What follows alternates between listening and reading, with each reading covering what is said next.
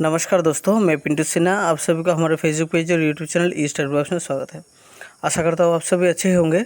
आज हम लोग पिछले 15 जुलाई से आज 21 जुलाई तक जितना भी करंट अफेयर्स है उनके बारे में डिस्कस करेंगे। वीडियो को अंत तक देखिएगा, बहुत ही इंपॉर्टेंट पॉइंट आप लोग को मिल जाएगा जो आप लोग के आने वाले एग्जाम जैसे कि Assam direct recruitment, DHS, PNRD, SSC, Assam police और भी जो कॉम्पिटिटिव एग्जाम आने वाला है उनमें बहुत ही फायदेमंद होने वाला है। इसलिए वीडियो को अंत तक देखिएगा। और टोटल हम लोग यहाँ पे 15 क्वेश्चन डिस्कस करने वाले हैं। उन 15 क्वेश्चन MCQ के द्वारा ही होगा और उनके साथ बहुत ही इंपॉर्टेंट पॉइंट हम लोग डिस्कस करने वाले हैं। इसलिए आप लोगों से एक ही रिक्वेस्ट है कि आप लोग जितना भी पॉइंट हम लोग यहाँ पे डिस्कस करेंगे वो सारा आप लोग नोट करके रखिएगा और वीडियो को पॉज मत करिएगा, पूरा कम्प्लीटली देखिएगा और वहाँ पे बहुत एक्स्ट्रा पॉइंट हम लोग बोलने वाला है। तो चलिए शुरू करते हैं पहले क्वेश्चन से। पहले क्वेश्चन में है which pair has won the men's doubles title of the Wimbledon open 2024। तो 2024 के विंबलडन ओपन रिसेंटली जो ख़त्म हुआ है वहाँ पे मेंस डबल्स टाइटल में कौन से पेयर ने यहाँ पे जीते हैं। Option A Harri Heliovaara, option and Henry Patten, option B Rohan Bopanna and Matthew Ebden, option C Novak Djokovic and Carlos Alcaraz, option D none of the above. एक चीज़ आप लोगों को बोल देता हूँ, पिछले 14 जुलाई से और 14 to 16 जुलाई का हम लोगों ने जितना भी करंट अफेयर्स वहाँ पे डिस्कस किया था उनमें से 3-4 क्वेश्चन यहाँ पे होगा। आज का जो क्वेश्चन यहाँ पे डिस्कस करने वाला उसमें 3-4 क्वेश्चन होगा। तो वो सारा क्वेश्चन आप लोग मतलब हमारे लास्ट वीडियो को देख लीजिएगा, वहाँ पे बहुत सारा पॉइंट वहाँ पे डिस्कस किया है। इसलिए वो सारा पॉइंट यहाँ पे मतलब फिर से डिस्कस नहीं करेंगे यहाँ पे, ठीक है, क्योंकि वीडियो भी लंबा हो जाएगा ज़्यादा तो आप लोगों को भी शायद बोरिंग लग सकता है। तो इसलिए आप लोगों से एक ही रिक्वेस्ट है कि आप लोग वो सारा देख लेना। और कुछ पॉइंट मैंने यहाँ पे छोड़ के दिया है, जैसे मैंने लास्ट वीडियो पे डिस्कस किया था, इसलिए ठीक है। तो हम लोग जानते हैं कि विंबलडन ओपन ग्रैंड स्लैम है, टेनिस का ग्रैंड स्लैम है एक, और सबसे पुराना विंबलडन ग्रैंड स्लैम है विंबलडन ओपन। इसका कब विंबलडन ओपन हुआ था? पहला एडिशन 1877 को हुआ था, ठीक है।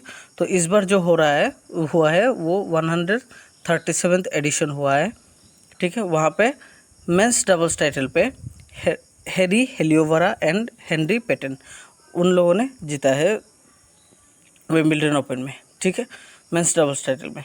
और हमारे लास्ट वीडियो पे आप लोगों को मिल जाएगा विंबलडन ओपन के बारे में, women's singles title, women's doubles title, mix doubles title जो होता है वो भी मिल जाएगा। आप लोगों से एक ही इसलिए रिक्वेस्ट करता हूँ कि आप लोग हमारे लास्ट वीडियो को देखिएगा, वहाँ पे बहुत सारा पॉइंट आप लोगों को मिल जाएगा, ठीक है।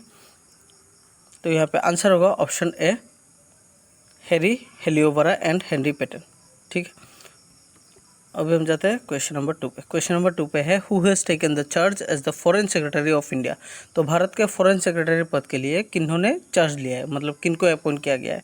Option A Ajit Doval, option B Vikram Misri, option C Vinay Mohan Kwatra, option D S Jaishankar. तो यहाँ पे आंसर होगा ऑप्शन बी विक्रम मिश्री। तो विक्रम मिश्री भारत के 35th फॉरेन सेक्रेटरी हुआ, 35वां फॉरेन सेक्रेटरी बना है। उनसे पहले विनय मोहन क्वात्रा था। और एक एक्स्ट्रा पॉइंट मैं आपको बोल देता हूँ कि विनय मोहन क्वात्रा जो ऑप्शन सी पे जो है विनय मोहन क्वात्रा, उनको यूनाइटेड स्टेट्स के, हमारे भारत के एम्बेसडर यूनाइटेड स्टेट्स में बनाया गया है, ठीक है। यूनाइटेड स्टेट्स के लिए एम्बेसडर बनाया गया है विनय मोहन क्वात्रा को। याद रखिएगा, करंट अफेयर में ऐसा भी क्वेश्चन आता है कि जो वर्तमान में जो घटना गया है उनके बारे में नहीं आके उनसे रिलेटेड ही पहले वाला क्वेश्चन भी आ सकता है। मतलब उनसे रिलेटेड उससे पहले जो भी घटना गया है वो सब भी आ सकता है। और अभी जो जैसे विक्रम मिश्री जो रिसेंटली फॉरेन सेक्रेटरी बना है, ये शायद नहीं भी आके विनय मोहन क्वात्रा के बारे में भी आ सकता है, क्योंकि विक्रम मिश्री ने विनय मोहन क्वात्रा को रिप्लेस करके फॉरेन सेक्रेटरी बना है। तो विनय मोहन क्वात्रा अभी फिर से वो यूनाइटेड स्टेट्स के एम्बेसडर बन गया है हमारे भारत के लिए, ठीक है। तो यहाँ पे आंसर होगा ऑप्शन बी विक्रम मिश्री। याद रखिएगा, इस टॉपिक में हम लोग को क्या क्या मिल गया। फॉरेन सेक्रेटरी भारत के विक्रम मिश्री बन गया है, और विनय मोहन क्वात्रा जो विक्रम मिश्री से पहले जो फॉरेन सेक्रेटरी था हमारे भारत के, उनको यूनाइटेड स्टेट्स के एम्बेसडर बनाया गया है, ठीक है। मतलब भारत के एम्बेसडर बनाया गया है यूनाइटेड स्टेट्स में, ठीक है। क्वेश्चन नंबर 3 पे है which team has won the 2024 Copa America championship. तो कोपा अमेरिका ये भी एक टूर्नामेंट है, फुटबॉल के टूर्नामेंट है। तो यहाँ पे इस बार जो हुआ है, ये टूर्नामेंट जो इस बार जो हुआ है वो 16th एडिशन हुआ है, ठीक है। तो क्वेश्चन में ऐसा भी आ सकता है कि 2024 के कोपा अमेरिका वो कौन सा एडिशन को हुआ था, तो आंसर होगा 16th एडिशन होगा। तो वहाँ पे कौन सी टीम ने जीता है? अर्जेंटीना ने जीता है। अर्जेंटीना ने जीते हैं कोपा अमेरिका 2024 के, और रनर्स अप पे थे कोलंबिया, ठीक है। रनर्स अप पे कोलंबिया थे, कोलंबिया रनर्स अप पे थे, ठीक है। तो कोपा अमेरिका इस बार 16th एडिशन हुआ है और रनर्स अप पे कोलंबिया थे और अर्जेंटीना ने जीते हैं, ठीक। अभी हम जाते हैं क्वेश्चन नंबर 4 पे। क्वेश्चन नंबर 4 पे है, which team has become the runners up at the 2024 UEFA euro cup. तो यूएफा यूरो कप ये भी फुटबॉल के टूर्नामेंट है और ये सेकेंड लार्जेस्ट फुटबॉल टूर्नामेंट है फीफा के बाद। जैसे फुटबॉल का टूर्नामेंट जो होता है, फीफा सबसे बड़ा टूर्नामेंट होता है और उसके बाद फीफा के बाद यूएफा यूरो कप होता है। तो यूएफा यूरो कप में इस बार जो जीते हैं स्पेन ने जीते थे। और रनर्स अप में कौन सा टीम था? यहाँ पे क्वेश्चन जो है रनर्स अप कौन सा टीम था, वो था इंग्लैंड, ठीक है। ये यूएफा यूरो कप हर 4 साल बाद होता है। तो 2020 में भी इंग्लैंड थे और 2024 में भी इंग्लैंड बन गया है रनर्स अप, ठीक है। स्पेन ने इंग्लैंड को हरा के यूएफा यूरो कप जीते थे और इस बार जो यूएफा यूरो कप हुआ है वो 17th एडिशन हुआ है, ठीक है। क्वेश्चन नंबर 5 पे है, recently Manoj Devnath has won the bronze in a arm wrestling championship, he is hailing from which state of India. तो मनोज देवनाथ नाम सुनते ही हम लोग को पता चल गया ये हमारे इंडिया का है। यहाँ पे क्वेश्चन है कि आर्म रेसलिंग चैंपियनशिप मतलब ये हानोई जो वियतनाम में हुआ था, ये arm wrestling championship Hanoi international arm wrestling championship, ठीक है। इसके बारे में ऑलरेडी डिस्कस किया था, फिर भी हम बोल देते हैं। Hanoi international arm wrestling championship में मनोज देवनाथ ने ब्रॉन्ज मेडल जीते हैं। यहाँ पे क्वेश्चन है कि वो कौन से स्टेट का है, तो ये आंसर होगा यहाँ पे ऑप्शन ए असम। मनोज देवनाथ हमारे असम का है। याद रखिएगा, ऐसा भी क्वेश्चन आ सकता है कि मनोज देवनाथ कौन से खेल के साथ जुड़े हैं, तो आंसर होगा आर्म रेसलिंग होगा, ठीक है। तो यहाँ पे आंसर होगा ऑप्शन बी असम।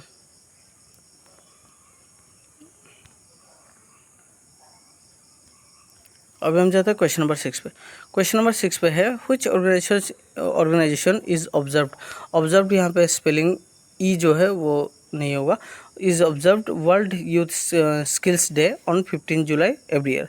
तो हर साल 15 जुलाई को वर्ल्ड यूथ स्किल्स डे कौन सा ऑर्गेनाइजेशन मनाता है? Option A world health organisation, option B international labour organisation, option C united nations organisation, option D international monetary fund. तो यहाँ पे आंसर होगा option C united nations organisation. UNO के द्वारा हर साल वर्ल्ड यूथ स्किल्स डे मनाया जाता है 15 जुलाई को, ठीक है। यूएनओ जैसे कि यूएनओ के बारे में मैंने यहाँ पे कुछ पॉइंट डिस्कस करने वाला हूँ मैं यहाँ पे। जैसे यूएनओ कब बना था? 24 जून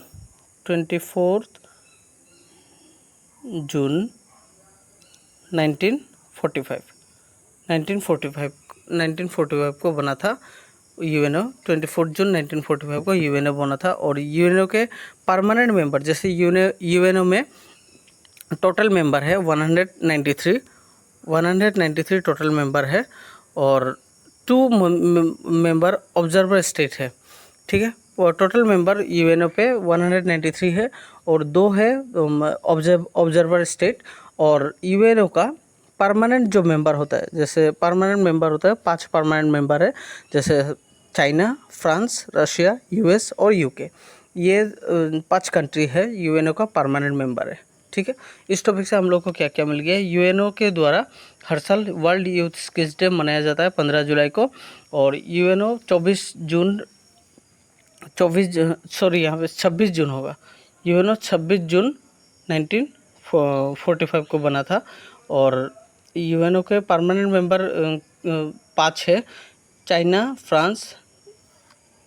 फ्रांस, रशिया, यूनाइटेड स्टेट्स और यूनाइटेड किंगडम है। यूएनओ का 5 परमानेंट मेंबर जो है। और टोटल यूएनओ में 193 मेंबर है और ऑब्जर्वर स्टेट है 2 है। ठीक है। क्वेश्चन नंबर 7 पे है who has been elected as the prime minister of Nepal recently. तो नेपाल के प्राइम मिनिस्टर पद के लिए किनको इलेक्ट किया गया है। Option B is the correct answer.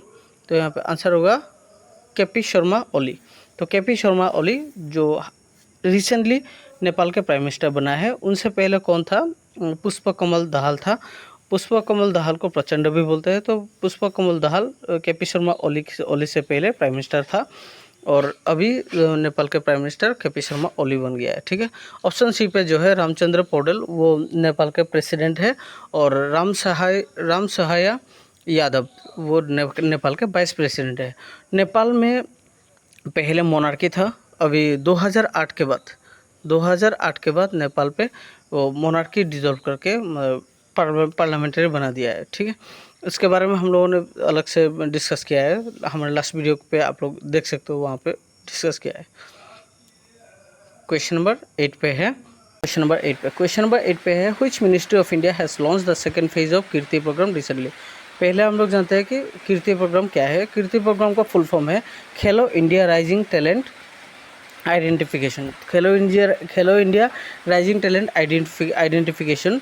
ये प्रोग्राम का सेकंड फेज कौन से मिनिस्ट्री ने लॉन्च किया है। जैसे कि खेलो इंडिया हम लोगों ने मैंने बोला है तो आप लोगों को समझ में आया होगा। खेलो इंडिया तो स्पोर्ट्स के रिलेटेड ही होगा। तो यहाँ पे आंसर होगा ऑप्शन ए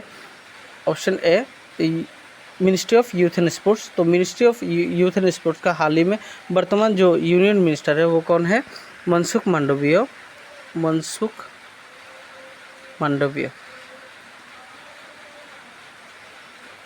मांडविया वो है यूनियन मिनिस्टर है यूथ एंड स्पोर्ट्स का।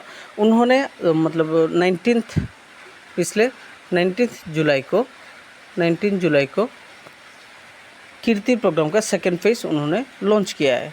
अगर ऐसा भी क्वेश्चन आ सकता है कि कीर्ति प्रोग्राम का फर्स्ट फेज कब हुआ था, तो आंसर होगा 12 मार्च 2024। 2024 के 12 मार्च 2024 को कीर्ति प्रोग्राम का फर्स्ट फेज शुरू हुआ था, मतलब लॉन्च हुआ था और 19 जुलाई को सेकंड फेज लॉन्च हुआ है हाल ही में। ठीक है। तो कौन सा डिपार्टमेंट के द्वारा लॉन्च होता है ये हर time, ministry of youth and sports. ठीक है।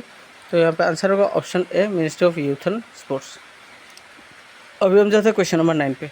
Who has become the deputy leader of the Indian National Congress recently. हम लोग जानते हैं कि अभी जो हमारे भारत के मतलब लीडिंग जो है अपोजिशन जो भारत के जो पॉलिटिकल पार्टी के जो अपोजिशन पार्टी जो है, जैसे वो कौन सा है, इंडियन नेशनल कांग्रेस है। तो इंडियन नेशनल कांग्रेस के डेप्यूटी लीडर पद के लिए किनको फिर से बनाया गया है। Option A Rahul Gandhi, option B Gaurav Gogoi, option C Mallikarjun खड़गे, ऑप्शन डी दिग्विजय सिंह। तो यहाँ पे आंसर होगा ऑप्शन बी गौरव गोगोई। ये भी बहुत ही इंपॉर्टेंट है। गौरव गोगोई पहले भी इंडियन नेशनल कांग्रेस का डेप्यूटी लीडर था, वो उनको फिर से बनाया गया है deputy leader Indian National Congress के। और इंडियन नेशनल कांग्रेस के लीडर कौन है अगर क्वेश्चन आता है तो आंसर होगा राहुल गांधी होगा। और प्रेसिडेंट कौन है, मल्लिकार्जुन खड़गे है। ठीक है।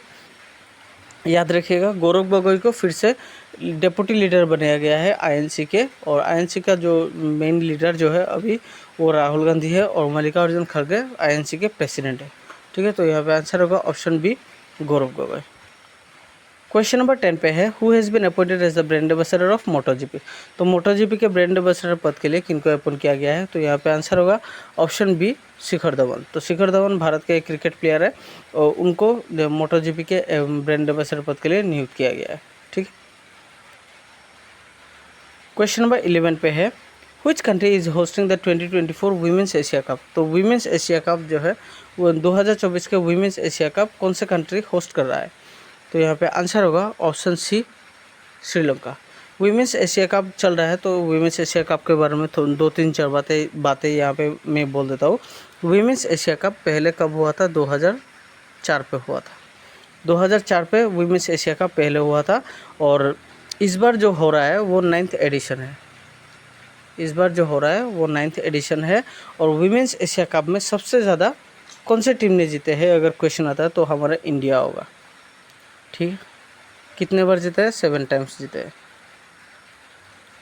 ठीक, इंडिया 7 टाइम्स जीते है वीमेंस एशिया कप पे, और इस बार जो होस्ट कर रहा है वो श्रीलंका होस्ट कर रहा है। वीमेंस एशिया कप सबसे पहले 2004 को हुआ था, फिर उसके बाद रेगुलर चल रहा है। ठीक है, याद रखिएगा, अभी जो चल रहा है वो 9th एडिशन है। क्वेश्चन नंबर 12 पे है, where was the first overseas Jan Aushadhi केंद्र इनोग्रेटेड बाय इंडिया। तो भारत के जन औषधि केंद्र, प्रधानमंत्री जन औषधि केंद्र कहाँ पे, मतलब पहली बार आउट ऑफ इंडिया किसी देश में पहली बार भारत ने कौन से जन औषधि केंद्र इनोग्रेट किया है? Option A Maldives, option B Bangladesh, option C Mauritius, option D united states. तो यहाँ पे आंसर होगा ऑप्शन सी मॉरिशस। तो मॉरिशस में हाल ही में भारत ने पहली बार मतलब प्रधानमंत्री जन औषधि केंद्र लॉन्च किया है, इनोग्रेट किया है। ठीक है, तो उनसे पहले, मॉरिशस से पहले भारत ने किसी भी कंट्री पे जन औषधि केंद्र इनोग्रेट नहीं किया था। तो जैसे कि जन औषधि केंद्रों के बारे में यहाँ पे है, तो इसलिए मैं जन औषधि केंद्रों के बारे में कुछ यहाँ पे बोलूँगा कि जन औषधि केंद्र जो है, प्रधानमंत्री भारतीय जन औषधि केंद्र, ये 2008 को ये स्कीम लागू किया था। प्रधानमंत्री भारतीय जन औषधि परियोजना या फिर स्कीम भी आ सकता है। तो ऐसा भी क्वेश्चन आ सकता है कि प्रधानमंत्री भारतीय जन औषधि स्कीम कौन से ईयर पे लॉन्च किया था या फिर इनोग्रेट किया था? तो आंसर होगा 2008 होगा। ठीक है, 2008 को इम्प्लीमेंट किया था। क्वेश्चन नंबर 13 पे है, who has won the presidential election of Rwanda. तो रवांडा एक अफ्रीकन कंट्री है, वहाँ पे रिसेंट हाल ही में प्रेसिडेंशियल इलेक्शन हुआ था, तो किन्होंने जीते हैं? Option A is the correct answer. Rwanda के उनका मतलब पॉल कागामे हाल ही में फिर से रवांडा के प्रेसिडेंशियल इलेक्शन जीते हैं। उनका अभी जो चल रहा है वो 4th टर्म चल रहा है, और 2000 से वो रवांडा के प्रेसिडेंट बने हैं। ठीक है, और एडवर्ड यहाँ पे जो है एडवर्ड एनगिरेंटे वो रवांडा के प्राइम मिनिस्टर है। याद रखिएगा, रवांडा के प्रेसिडेंट का नाम है पॉल कागामे, प्राइम मिनिस्टर है एडवर्ड एनगिरेंटे। और पॉल कागामे का कौन सा कितना टर्म चल रहा है? 4th टर्म चल रहा है, और 2000 से रवांडा के प्रेसिडेंट बने हैं पॉल कागामे। ठीक है, रवांडा के कैपिटल है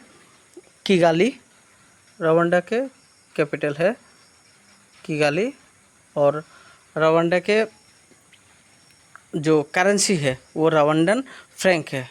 ठीक है, करेंसी जो है वो रवांडन फ्रैंक है। जैसे रवांडा के अपर हाउस के बारे में जैसे हम लोगों को जानना पड़ेगा, सीनेट है रवांडा के अपर हाउस, और लोअर हाउस के नाम है चैम्बर ऑफ डेपुटीज।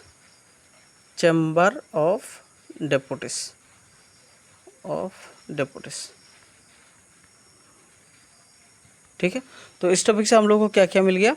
रवांडा के वर्तमान प्रेसिडेंट है पॉल कागामे, और एडवर्ड एनगिरेंटे है वो रवांडा के वर्तमान prime minister. Rwanda African country है। रवांडा के अपर हाउस के नाम सीनेट है, और लोअर हाउस के नाम चैम्बर ऑफ डेपुटीज है, और रवांडा के कैपिटल का नाम है किगाली, और करेंसी का है रवांडन फ्रैंक। ठीक है, अभी हम जाते हैं क्वेश्चन नंबर 14 पे। क्वेश्चन नंबर 14 पे है, who has won the bronze medal at the world junior squash championship in Houston United states पे है। तो यूनाइटेड स्टेट्स में वर्ल्ड जूनियर स्क्वैश चैंपियनशिप जो हुआ है वहाँ पे किन्होंने ब्रोंज मेडल जीते हैं? तो यहाँ पे आंसर होगा ऑप्शन बी शौर्य बावा एक स्क्वैश प्लेयर है हमारे भारत के। उन्होंने ब्रोंज मेडल जीते हैं वर्ल्ड जूनियर स्क्वैश चैंपियनशिप पे, और वो भारत के दूसरा स्क्वैश चैंपियन बना है जो किसी भी वर्ल्ड चैंपियनशिप पे मेडल लाते हुए। उनसे पहले कुश कुमार ने लाए थे 2014 को लाए थे। ठीक है, 2014 को कुश कुमार ने लाए थे मेडल। उनके बाद शौर्य बावा ने लाए हैं हाल ही में, वर्ल्ड जूनियर स्क्वाश चैम्पियनशिप 2024 में। ठीक है, अभी हम जाते हैं क्वेश्चन नंबर 15 पे। क्वेश्चन नंबर 15 पे, where is the Asia's biggest pathology heritage museum located. तो एशिया के सबसे बड़े पैथोलॉजी हेरिटेज म्यूजियम कहाँ पे है? Option A is the correct answer. Dibrugarh में है, हमारे असम के डिब्रूगढ़ में है एशिया के सबसे बड़े पैथोलॉजी हेरिटेज म्यूजियम। ये क्वेश्चन यहाँ पे देने का कारण है, ये जो हेरिटेज म्यूजियम है इनको फिर से रिस्टोर किया गया है असम सरकार के द्वारा, तो इसलिए ये क्वेश्चन बहुत ही इंपॉर्टेंट है। ठीक है, तो जैसे डिब्रूगढ़ है और पैथोलॉजी हेरिटेज म्यूजियम है, तो इसलिए असम मेडिकल कॉलेज जो है वो कब बना था? 1900 पे बना था। वो कहाँ पे बना था? डिब्रूगढ़ पे बना था। ठीक है, डिब्रूगढ़ पे बना था 1900 में, और असम मेडिकल कॉलेज डिब्रूगढ़ पे बना था। अगर ऐसा क्वेश्चन आता है तो असम मेडिकल कॉलेज पहले कहाँ पे बना था, तो आंसर होगा 1900 होगा, डिब्रूगढ़ होगा। और कब बना था? 1900 पे बना था। ठीक है, तो Asia's biggest pathology heritage museum कहाँ पे है? डिब्रूगढ़ पे है। तो आज के वीडियो में बस इतना ही। अगर वीडियो को अच्छा लगे तो ज़्यादा से ज़्यादा शेयर कर दीजिएगा ताकि दूसरों को भी हेल्प मिल सके। हमारे वीडियो के साथ जुड़े रहिएगा, चैनल के साथ जुड़े रहिएगा, और जितना भी पॉइंट टॉपिक है वो सब के बारे में हम लोग डिस्कस करने वाला। करंट अफेयर्स तो आप लोगों को मिल जाएगा, और जनरल नॉलेज का भी कुछ टॉपिक हम लोग यहाँ पे डिस्कस करने वाले, इसलिए आप लोग हमारे चैनल के साथ जुड़े रहिएगा, पेज के साथ जुड़े रहिएगा, और वीडियो को लाइक कर दीजिएगा, शेयर कर दीजिएगा, और चैनल को सब्सक्राइब करना मत भूलिएगा। हमारे फेसबुक पेज को सब फॉलो करना मत भूलिएगा। वीडियो को अंत तक देखने के लिए धन्यवाद।